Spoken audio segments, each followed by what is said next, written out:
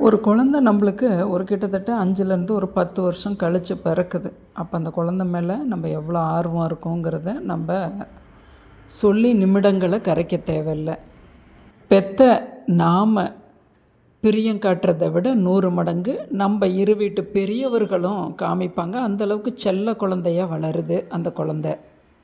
இல்லை உங்களுக்கு கல்யாணம் பண்ணி 2 வருஷத்துலேயே குழந்த கிடச்சிருக்கு. எல்லாமே செல்வங்கள் தானே.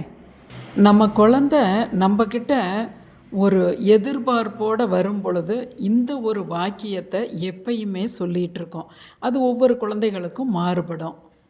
என் குழந்த என்கிட்ட வரும்போது, அம்மா உங்களை எனக்கு ரொம்ப பிடிச்சிருக்குமா அப்படின்னு சொல்லி ஒரு ஹக் பண்ணுறது வழக்கம். ஆரம்ப காலகட்டங்களில் நம்ம குழந்தை இவ்வளோ நம்ம மேலே பிரியமாக இருக்கேன்னு நம்மளும் ஹக் பண்ணதுண்டு, நம்ம முத்தத்தை மழையாக பொழிஞ்சதுண்டு. கிட்டத்தட்ட அது ஸ்கூலுக்கு போக ஆரம்பித்தோன்னா அதுக்கு எப்பெல்லாம் ஒரு தேவைப்படுதோ அப்போல்லாம் நம்மக்கிட்ட அதை வாங்கும்போது இதையே கையாண்டுக்கிட்டே இருக்கும். நமக்கும் தெரியும் அப்பப்போ, ஏய் நீ இதுக்கு தானே வர, இதை சொல்ல தானே, இது கேட்க தானே அப்படின்னு நம்ம தெரிஞ்சுக்கிறோம். அதோட தேவைகளை பூர்த்தி பண்ணுறோம். இப்படியே தான் நம்ம குழந்தைகளை வளர்த்துக்கிட்டே வர்றோம்.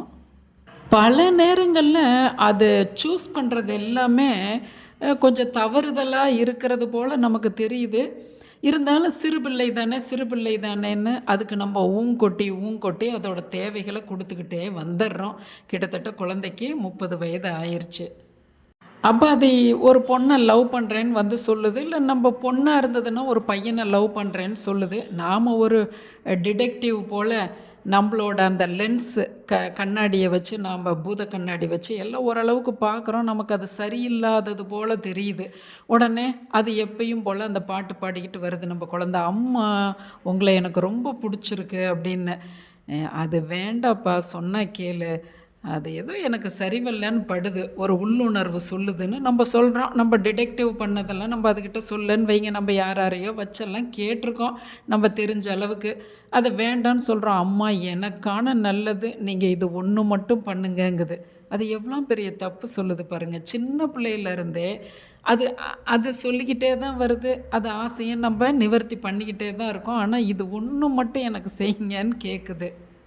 சரி, எல்லாம் அது கர்மாப்படி நம்மளே அரேஞ்ச் பண்ணி கொடுத்தா மட்டும் என்ன சண்டை இல்லாமையா வாழ்கிறாங்கன்னு சொல்லி சரின்னு நம்ம கைப்பிடிச்சு விட்டுறோம். அப்புறம் அதுக்கும் நம்ம குழந்தைக்கும் அது ஒரு குழந்தை வருது, நம்ம தாத்தா பாட்டி ஆயிடுறோம். கொஞ்சம் தொழிலை விருத்திப்படுத்தலாம் அப்படின்னு நம்மக்கிட்ட கேட்குது. ஒரு அவங்களோட அந்த தரத்துக்கு தகுந்தது போல். இப்போ என்கிட்டனா என் குழந்த ஒரு 2 லட்ச ரூபா கேட்குது. நான் இன்னும் கொஞ்சம் அந்த கடையை விஸ்தீரணம் பண்ணலான் இருக்கேன், எனக்கும் ஒரு புள்ள வந்துருச்சு, நீங்கள் கொடுங்கம்மான்னு சொல்லுது. அப்போது என் கணவர் நல்ல சிந்தனை உள்ளவர். இல்லை நீ இதை வச்சே வா, கொஞ்சம் கொஞ்சமாக நீ இப்போ தானே வச்சு 4 வருஷம் ஆகுது, 2 வருஷம் வச்சோன்னையே கல்யாணம்னு பண்ணிக்கிட்ட, இன்னொரு 2 வருஷம் நீ அப்படியே ஓட்டுன்னு சொல்கிறாரு. நான் உடனே என்னோடய கணவரை ஒரு பகையாளி போல் ட்ரீட் பண்ணிவிட்டு, அதெல்லாம் முடியாது, உங்களுக்கு புள்ள முக்கியமா பணம் முக்கியமா அப்படின்னு சொல்லி அந்த இடத்துல நம்ம சொல்லி வாங்கி கொடுத்துட்றோம். அது திரும்பவும் ஏன்னா அது ஒரு பெரிய அளவுக்கு விஸ்தீரணம் ஆகலை. திரும்பவும் அது எங்கே போகும், நம்மக்கிட்டே தான் வருது. உங்ககிட்ட இருக்க அந்த நகையை கொஞ்சம் வச்சு கொடுமா, கொஞ்சம் உன்னோட எதிர்கால இதுக்காக போட்டு வச்சுருக்கல்ல, அதில் ஒரு லோன் எடுத்து கொடுன்னு கேட்குது நம்மக்கிட்ட. இதை கொஞ்சம் நம்மளோட துணைக்கிட்ட சொல்கிறதுக்கு கொஞ்சம் நமக்கு பயமும் நடுக்கமும் தான் இருக்குது. ஏன்னா நம்ம 10,000 தடவை யோசித்து இதை எதுக்காகவும் நாம் எடுக்கக்கூடாது. நமக்கப்புறம் நம்ம குழந்தைக்குன்னு சொல்லி போட்டு வச்சது ரெக்கரிங் டெபாசிட்டில், இதை தருவாரா அப்படின்ட்டுன்னு. இருந்தாலும் நம்ம பிள்ளைக்காக அப்படின்னு நம்ம போய் கேட்குறோம். அங்கே கொஞ்சம் வாக்குவாதம் வருது. அப்போவும் நமக்கு பெத்த மனசு, அவன் சாப்பாடு போடாமல் போயிட போகிறானா, கண்டிப்பாக அதில் லோன் எடுத்து கொடுங்கன்னு சொல்லும்போது நாம் அவனுக்கு எப்பயும் போல் ஹீரோயினாக தெரிகிறோம். நம்ம கணவர் அவனுக்கு எப்பயும் போல் வில்லனாகவே தெரிகிறாரு. அடுத்தது அவன் நல்லாவே வந்துடுறான்னு வைங்க. சப்போஸ் அவன் வரலங்கிற 2 பாயிண்ட் எந்த பாயிண்ட்டாக இருந்தாலுமே கண்டிப்பாக அதுபோல் உங்களோட இப்போ நான் சொன்னனே இதே போல் நீங்கள் போய்கிட்டே இருக்கக்கூடாது. அவன் கேட்குறதெல்லாம் நம்மக்கிட்ட இருக்கிறத கரைச்சி கொடுக்கக்கூடாதுங்கிறதுக்காக இந்த பதிவு.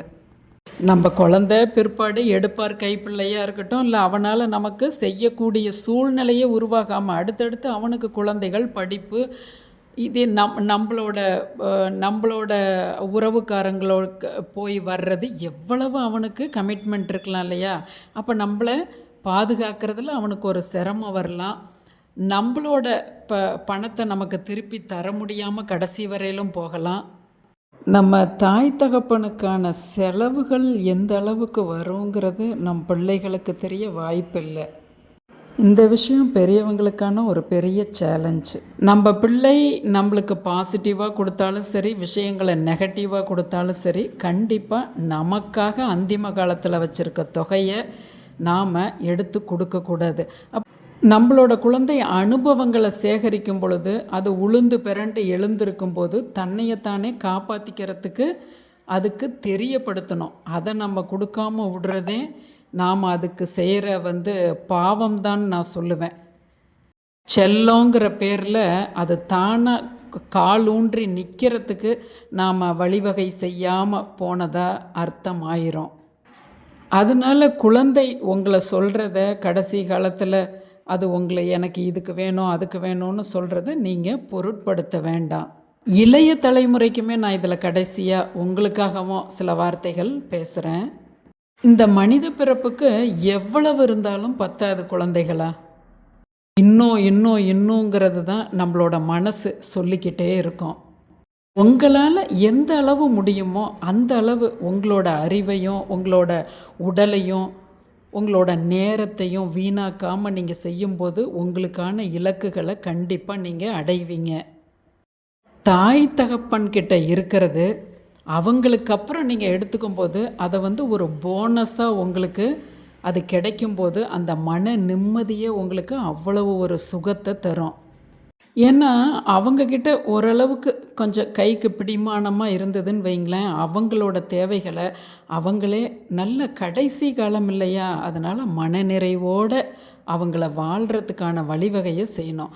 அவங்க உங்களுக்கு கொடுத்தாங்கன்னாலும் கூட பரவாயில்ல, எல்லாம் உங்களுக்கு பின்னாடி நான் எடுத்துக்கிறேன் அப்படின்னு சொல்லி உங்கள் கர்மா வழிப்படி நீங்கள் நடக்கும்போது உங்களுக்கு மனமும் ரிலாக்ஸாக இருக்கும். உங்களால் அவங்களுக்கு செய்ய முடியுதா ஏதாவது ஹெல்ப்புன்னு பாருங்கள். அது உங்களோட கொடுப்பனை நீங்கள் செய்யுங்க. உங்களுக்கு செய்ய முடியலன்னாலும் பரவாயில்ல, அவங்களோட கடைசி கால பணத்தை தயவு செய்து அது மேலே நீங்கள் ஒரு கண் வைக்க வேண்டாம். அது உங்களுக்கு பயன்படணும் இப்போ நவ் ஸ்டில் அப்படின்னு கண்டிப்பாக நினைக்க வேண்டாம்.